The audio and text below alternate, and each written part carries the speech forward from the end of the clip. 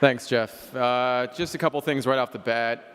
I do want to say that if you haven't tried the Rip Van waffles yet, you're missing out. Those are pretty damn good. Rip, where are you? Somewhere around here? You're a godsend. Thank you very much for bringing those. The other thing I want to say real quick is that, as you can see, this is a pretty well-organized, actually a very well-organized conference that we've put on, and you know, a lot of thanks to the BevNet crew who have worked tirelessly day and night. Obviously, Jeff, John Craven, Josh Pratt, Liz Donaldson. Some of these people have just been literally working day and night for months. So big round of applause for those folks.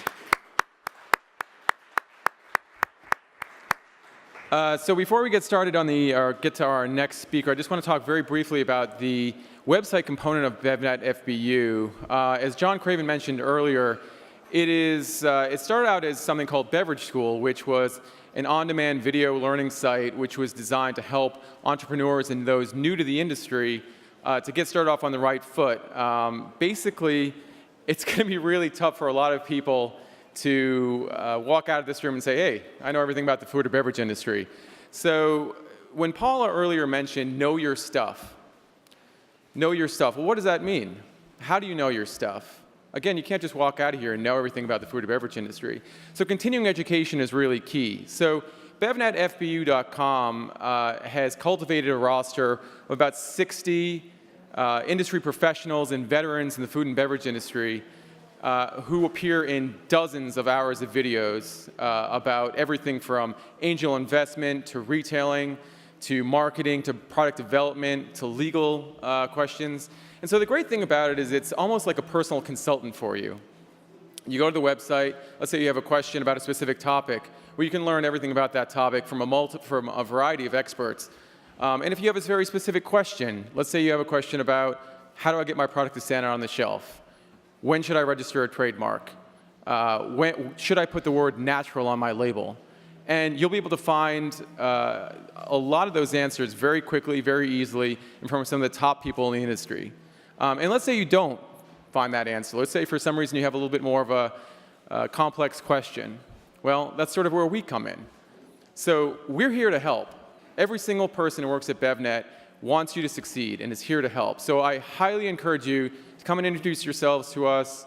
Definitely meet some of the folks around here. Definitely, I don't know where John is. He's going to hate me for saying this, but definitely go out and meet John Craven. You know, John is probably as knowledgeable of the beverage industry as anyone in this world, and I'm not even kidding about that.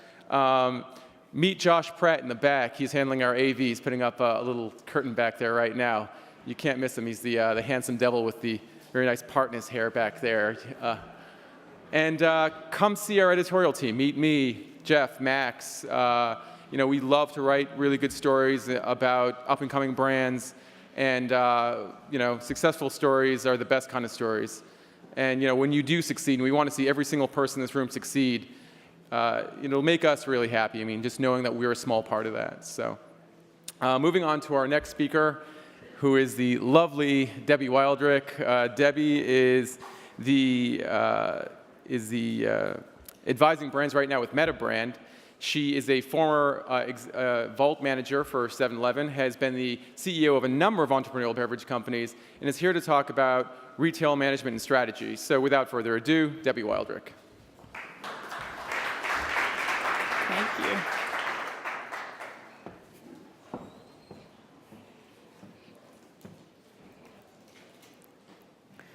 Good afternoon, everybody, or good morning. I guess it is still morning. Welcome, and I'm so glad that BevNet has decided to incorporate food and learning for food entrepreneurs as well, because it's really about developing a consumer packaged goods company.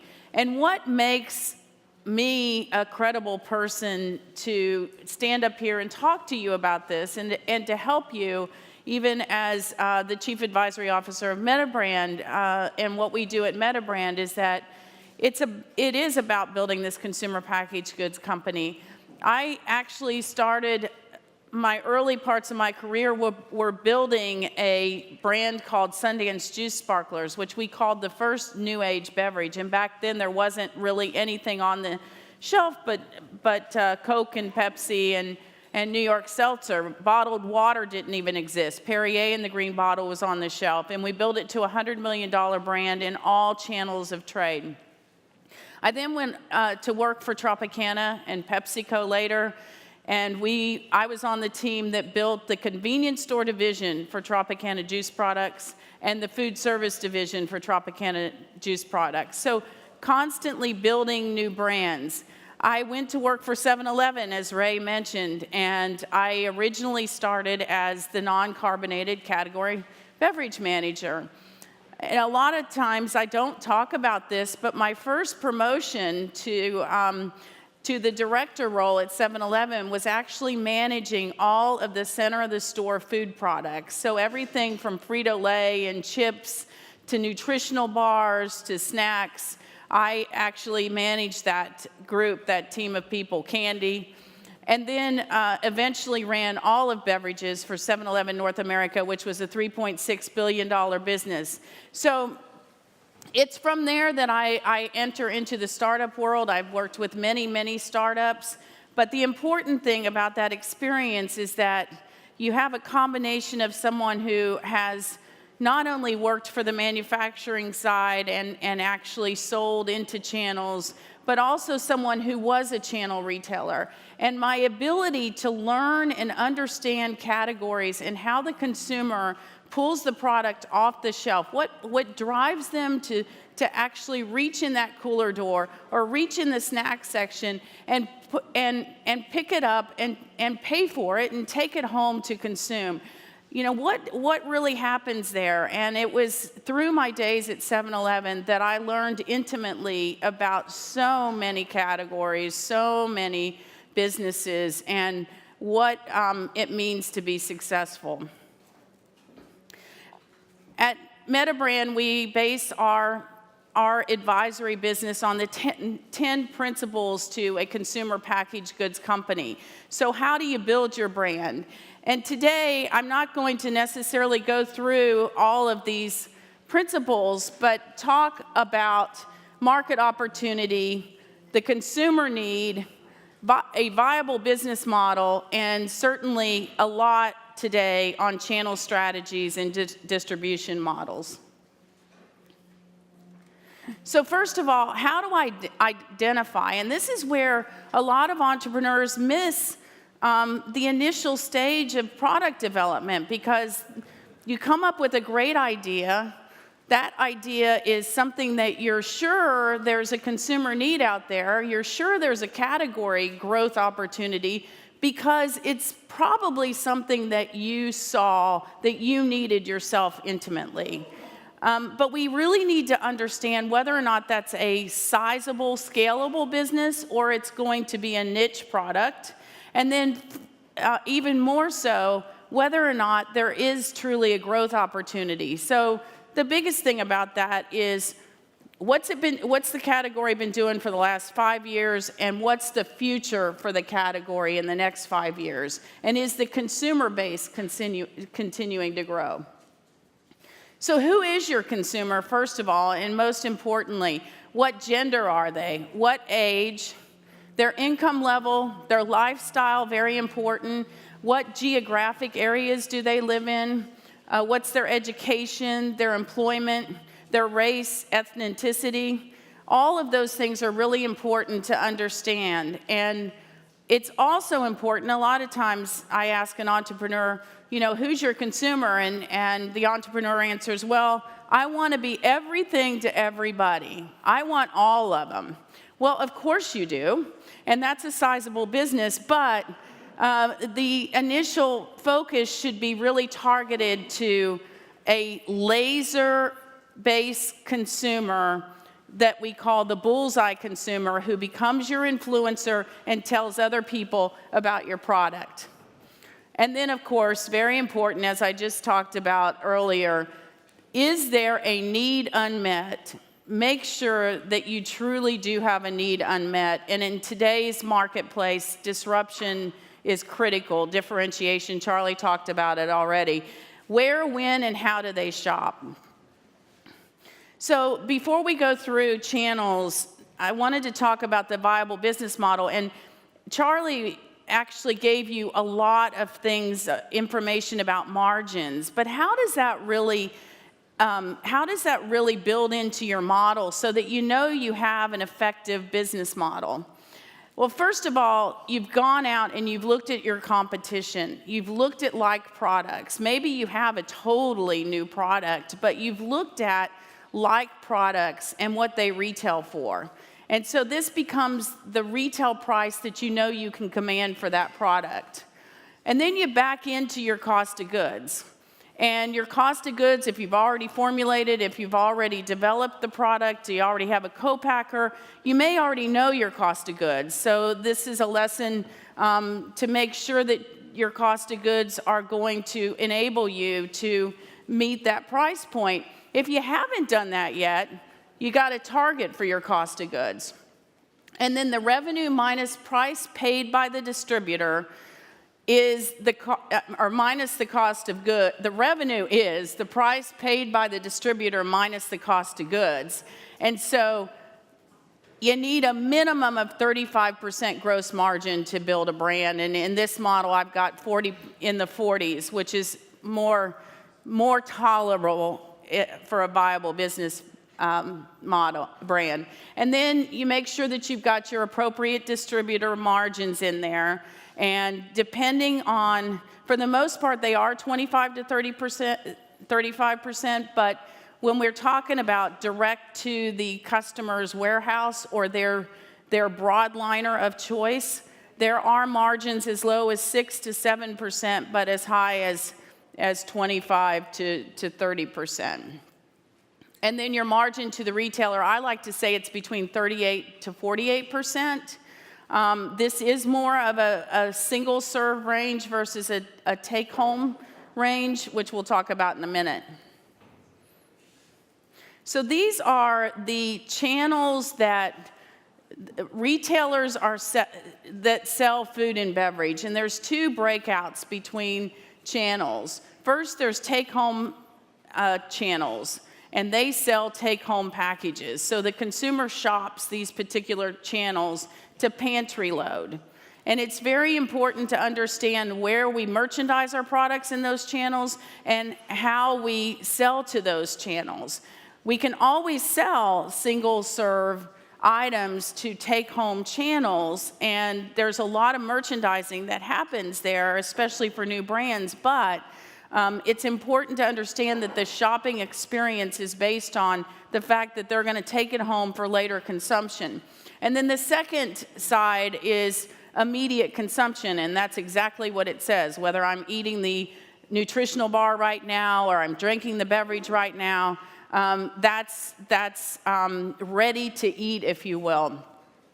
And what we see is from a take-home perspective, it's pretty easy to define that. It's a supermarket, it's a club store, it's even all the way over to the right-hand side, which is drug, and I'll talk about that a little bit more because it's starting to cross over. And then single-serve consumption or immediate consumption is really convenience stores, it's food service outlets, it's restaurants, it's institutional where we're at school and consuming that way. So the consumer functions based on their trip mission. And across the top here is grocery, dollar store, club store, mass, and drug.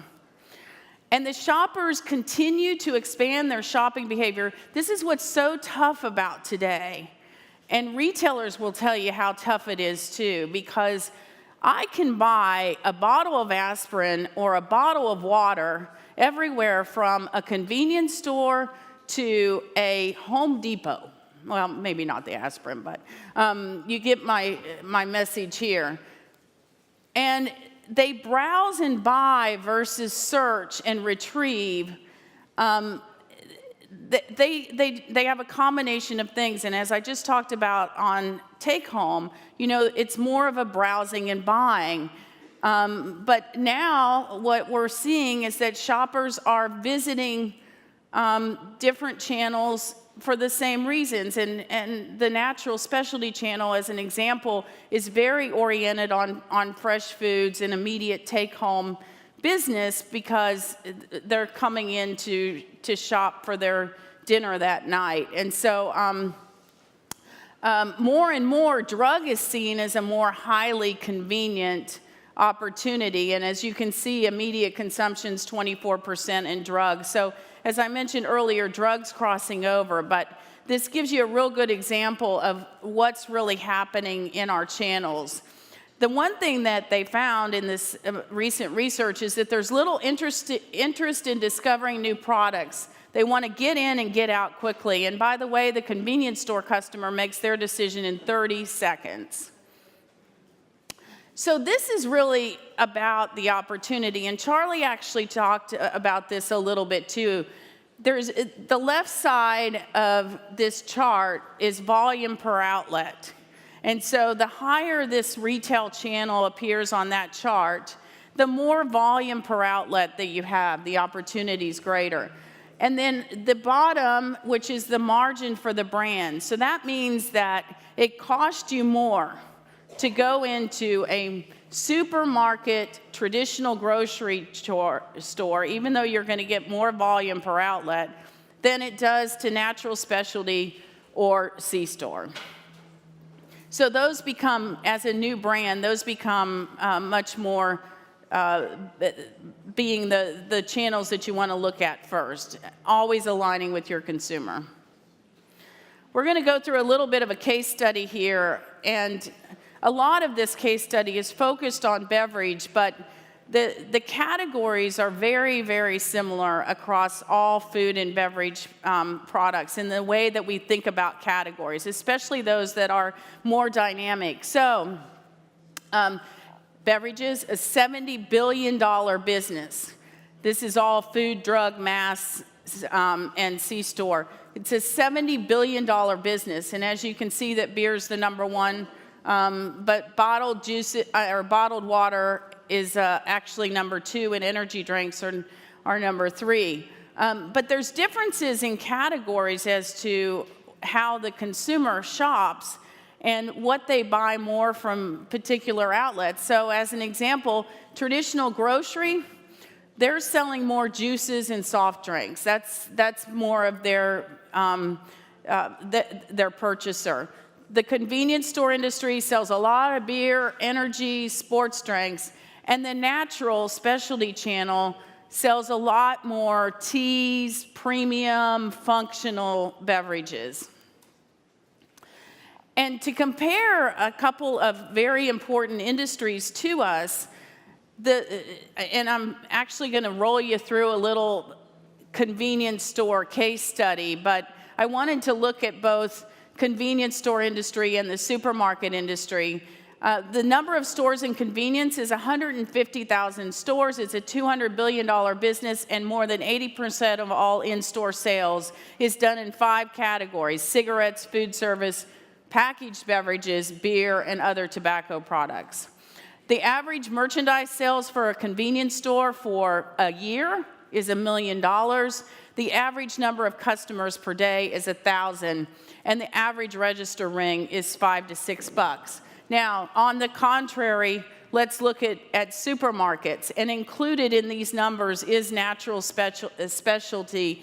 The total number of stores in the U.S. is 37,000 versus 150,000.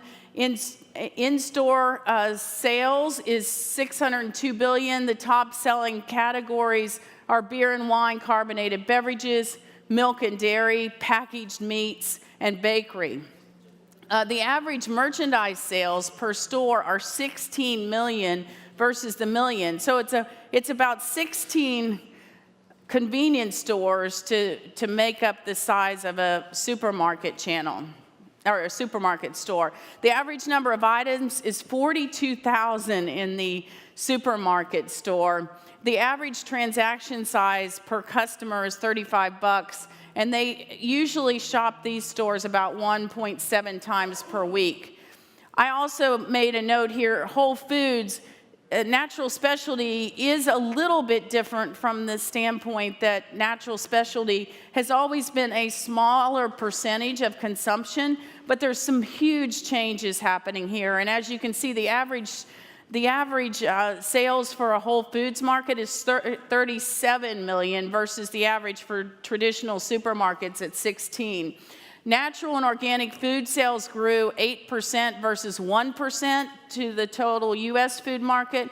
And Kroger announced in 2012 that they wanted to be the leading natural retailer in the country. And so there's a lot of change happening with natural, and it's really important to understand that because that's where most of you will go first. So back to our convenience store example, and I just wanted to give you this real potential. There's 1,000 customers per day. It's 300 buy a beverage, 140 buy a packaged beverage, and there's 300 to 500 SKUs to choose from. The top 2 to 5 items in any category, 80% of the sales, and then there's the bottom bunch. So you're going to do about a half to a bottle a day, and that goes across all categories, food categories too. So where will your beverage land? And this is what it looks like, of course, all those products. Also, most retailers manage their categories based on a strategy of value, mid-tier, and premium. And a lot of times our marketing strategists are going to ask, what's your value proposition? Now, you know, every category needs a value, mid-tier, and premium play. And in the water example, private label or store brand is always your value play. Aquafina and Poland Springs are examples of mid-tier water. And then Fiji is an example of premium. And what you do by aligning yourself as a premium product, you're lower on the volume side, but you're giving your retailer the opportunity to make more profitability, more money, while they're out selling their value brand at a much lower price. Now, just distribution systems, you have the choice of going direct or DSD, which is direct store delivery, and you heard Charlie talk about this. The direct model is direct to the customer's distribution center or their broadliner of choice, and traditionally can be less expensive. The strategy really must fit the brand, and there are some channels that just require you to do one or the other. There are some retailers at 7-Eleven, we hated DSD. We just hated it, even though 70% of our products came DSD. It's by the category. Energy drinks, as an example, always DSD. And the brand may just resonate better with one strategy over the other. So it's very important that we think about these things when we're choosing our distribution system. And then, by the way, there's always hybrid and much more likely in today's market. So, what's alignment all about? Now that I've talked about all these things, if you have alignment with your brand, with your consumer, with the right channels, aligned with the right distribution systems, building and executing your strategy, starting with proof of concept, then regional expansion, you are now prepared to eventually and perfectly launch the ultimate national sweep. And so that's how you build a brand, folks. And at Metabrand, a lot of you were asking me, you know, tell me what you do. Well, it starts right here. That's what we help you with. Cover all your topics. Make sure in this brand development, and this is really a slide that I used to use, what do you present to the retailer, but it really will resonate with you after you've seen what I just presented, in that these are the things that you need to know before ever going to market about your own product. Market opportunity, the category information, the consumer, the brand positioning, your differentiation, any scientific information that you have about your product, the consumer and what they've said. Hopefully you've done even some mini focus groups or talked to your friends. You know what the consumer's saying. If you've already been out there, then you know how the consumer has responded to your product on the shelf.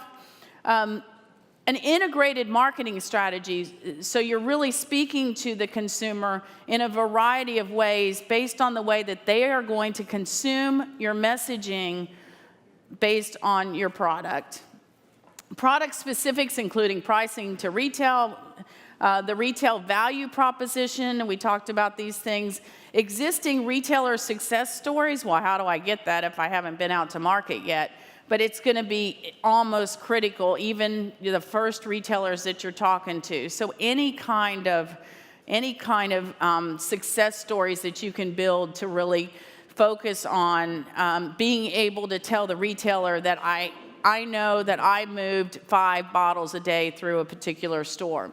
Merchandising vehicles and product positioning, make sure you know that where you want your product shelved in the store, and that you have merchandising vehicles to help that with it, whether it's messaging or special displays.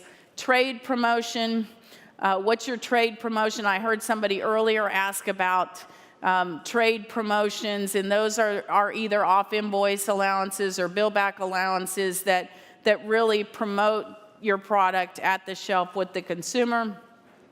And then, what's your plan of action? You know, really, what is your plan of action? And stay laser focused to your plan of action.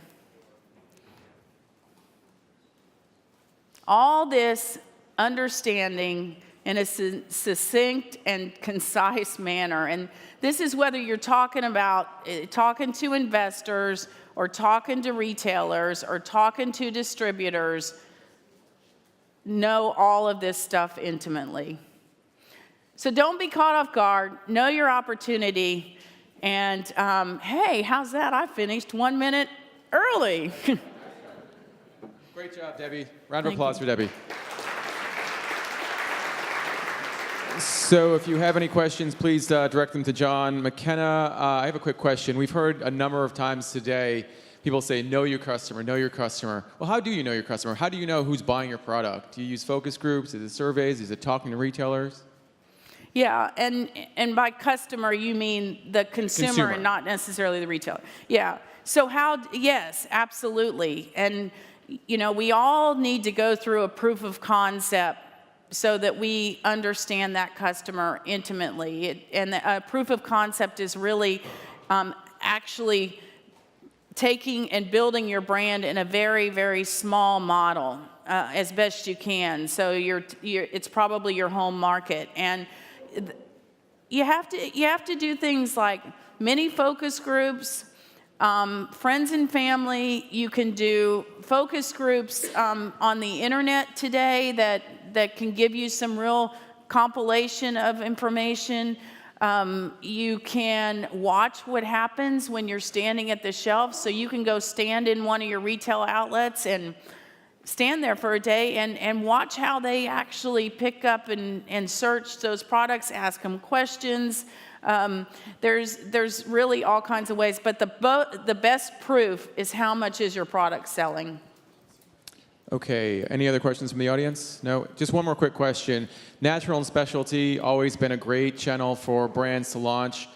Convenience becoming a little different, sort of going through its own transformation, attracting female consumers, adding more natural products. Is convenience or is the convenience store channel a good place to launch right now, in your opinion?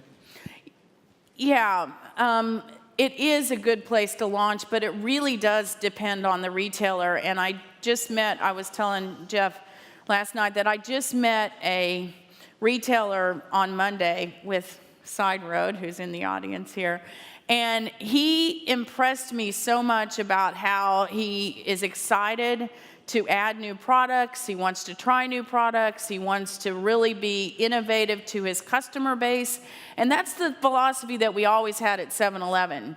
7-Eleven is one of the toughest retailers ever to introduce new products in, so just beware of that. But it's really important to understand how the retailer sees new products and innovation in order to understand whether or not they're the right retailer to go into. Because some, quite frankly, say we're followers, and if they're followers, not a good retailer. Great, great. Thanks, Debbie, once again. Let's kick it back to Jeff Kleinman.